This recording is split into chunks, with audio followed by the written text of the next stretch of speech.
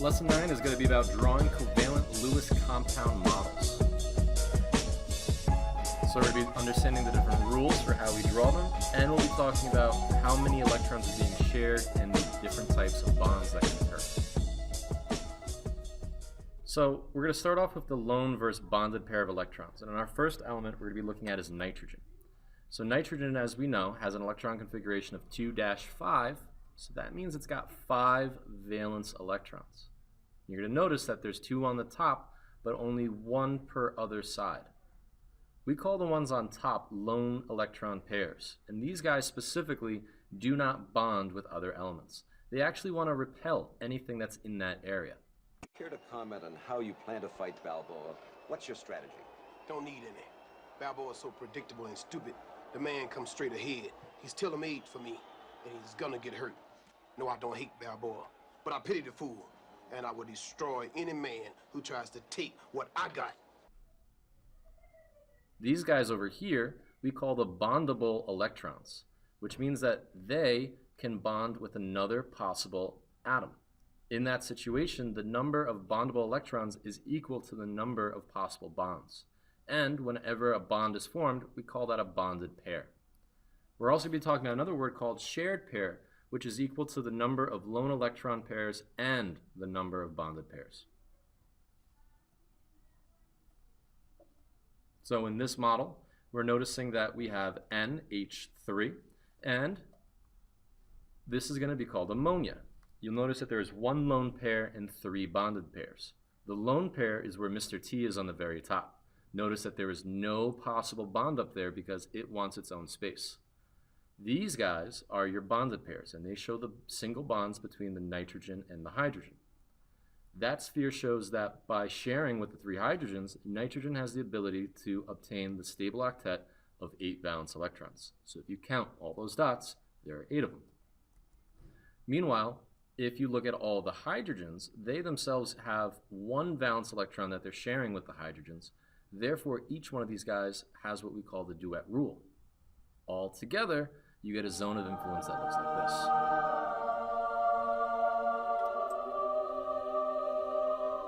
So first determine the valence electrons in total. Add them up for each element in the compound.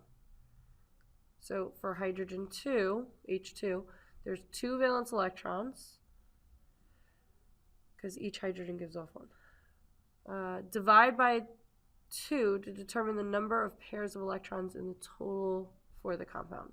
So 2 divided by 2 would give you 1 shared pair.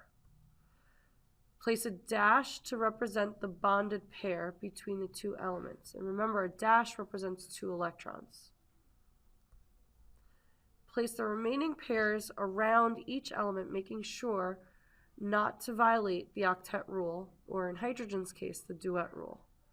Remember again, hydrogen can only max at 2. So if you look at H2, you're going to see that it only has a single bond that represents the 2 valence electrons being shared. We don't place any other dots because that's all that it can max to. And if you look at the zone of influence, you'll notice that each one of them is overlapping that sharing. So each one of them contains 2 valence electrons at any given time. Right. So now let's try it for dichlorine, which is Cl2. Again, you do the exact same rules that we just did for H2. First, we determine how many valence electrons there are in total. There's 14. 7 valence electrons per chlorine gives you 14. Divide that by 2, you will have 7 shared pairs in total. Next, we draw the 2 elements with a dash between them, and we add all of the remaining shared pairs in the form of lone pairs around each individual element. Also, these dots around them are the original lone pairs per each chlorine. So again, if you count up all the lone pairs and bonded pairs, you should only have 7, which we see here. And if you look at the zone of influence, each of these has in total 8 valence electrons. And if you count up all the lone pairs plus the shared electrons, you end up with a total of 14 electrons. So don't forget, with those lone pairs, you cannot make any bondings.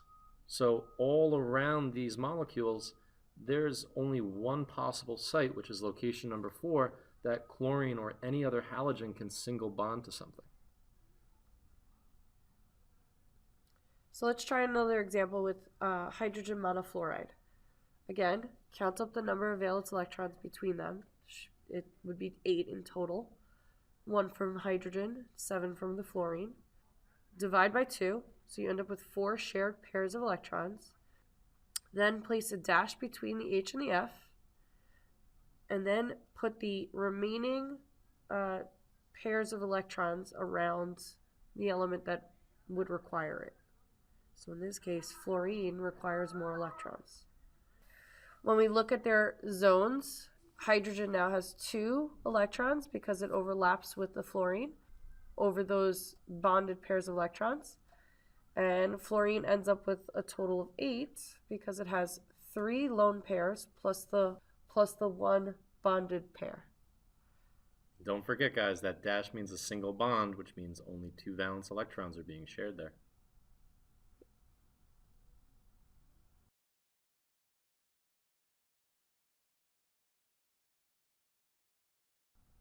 So now let's try this for a more complex binary covalent molecule. Complex binary means, again, you only have 2 different types of elements, but now we're interacting with multiples of another element. So again, you do the same idea. Determine the number of valence electrons, which we have determined to be 8, 4 from the carbon and 1 per hydrogen. Then we divide that by 2 to get 4 shared pairs. Now we determine which is the most electronegative element. In this case, it's going to be carbon, so we draw it in the center. We now are going to replace any lone pairs on the center element. But because carbon is unique, it does not have any lone pairs. Now we're going to place the remaining pairs around each element, making sure it does not violate the octet rule. Since there's 4 hydrogens, we have to put our 4 bonded pairs. And when we look at our zones of influence and when we look at the zone of influence for carbon and hydrogen, you will notice that you have 1, 2, 3, 4 bonded pairs, which are your 4 shared pairs, which in total is 8 valence electrons if you add them up. Okay, so now let's try the example with H2O. Again, determine the number of valence electrons between them, so there's a total of 8. Divide by 2, so you end up with 4 shared pairs. Determine the most electronegative element and draw it in the center. So oxygen, if you look it up, would be the most electronegative. And then you would draw in their lone pairs around the center. So if it has 6 valence electrons, 2 sets of lone pairs would appear. Place the remaining pair of electrons around the elements so that it doesn't violate the octet rule. So we're going to put 2 more dashes to connect it with the hydrogens. Now, when you look at their influence areas, oxygen ends up with all 8 valence electrons. Both hydrogens end up with 2, which is what hydrogen wants to do. Now let's say we want to draw, let's call ammonia, which is NH3. Again, you add up all the possible number of valence electrons, which is 8, and you divide by 2 to give you 4 shared pairs.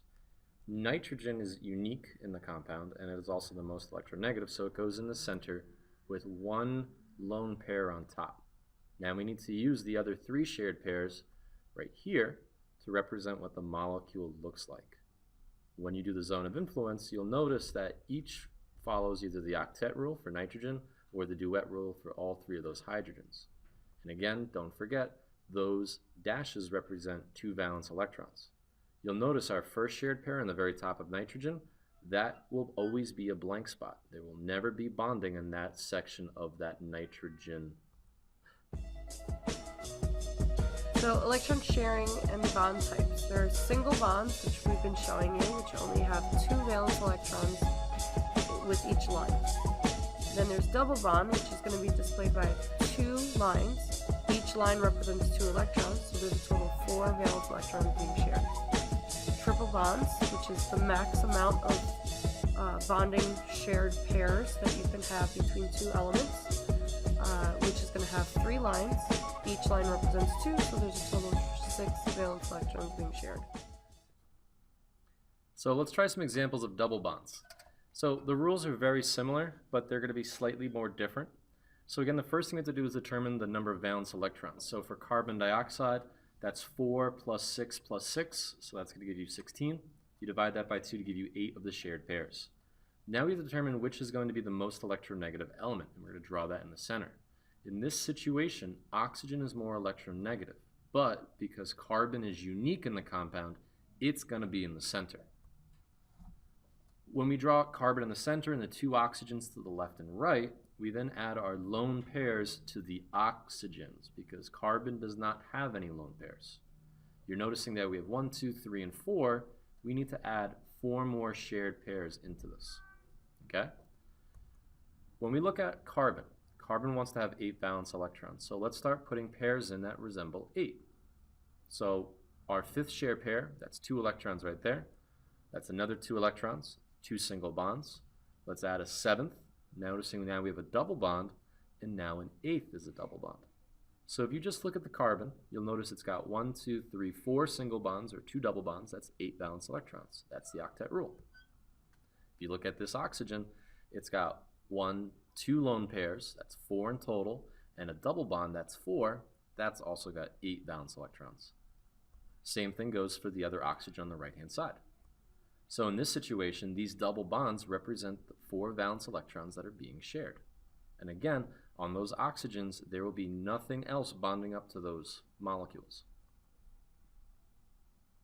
So O2 does a similar pattern as in CO2. You have 12 valence electrons amongst the 2 of them. When you divide by 2, there's 6 shared pairs. Take one or both oxygen and draw their lone pairs. They have 4 lone pairs. That means there's 2 shared pairs that are missing. So you start with 1 between the 2 of them because a pair can only be between 2 elements. And then you have the other one that follows. When you look at each oxygen, you end up with all 8 valence electrons. Double bond, remember, has 4 valence electrons each. And finally, for our triple bond, we're going to be looking at dinitrogen. Nitrogen is a notorious element, along with phosphorus, because they're in the same group, that does triple bonds. So when you add up all the valence electrons, it's 5 times 2, so you get 10. Divided by 2 gives you 5 of these shared pairs. You're going to write down 2 nitrogens, and both of them are going to have 1 lone pair each. That means we have 3 shared pairs left. 3 shared pairs, or 6 total electrons. That's going to be 2, 4, 6. Therefore, between our dinitrogens, you're going to have a triple bond. So when you look at our triple bond right here in the zone of influence, every nitrogen contains 8 valence electrons. Now you might keep thinking to yourself, why do we keep putting the lone pairs so far apart? Why don't we just put them all always on top or always on the bottom? Remember, just like Mr. T, he needs his own space. So those lone pairs need as much space as possible. So we try to keep them as far away from each other as possible. And if you follow this trend or this rule that we're telling you, it's going to make drawing the actual shapes and identifying their shapes very easy.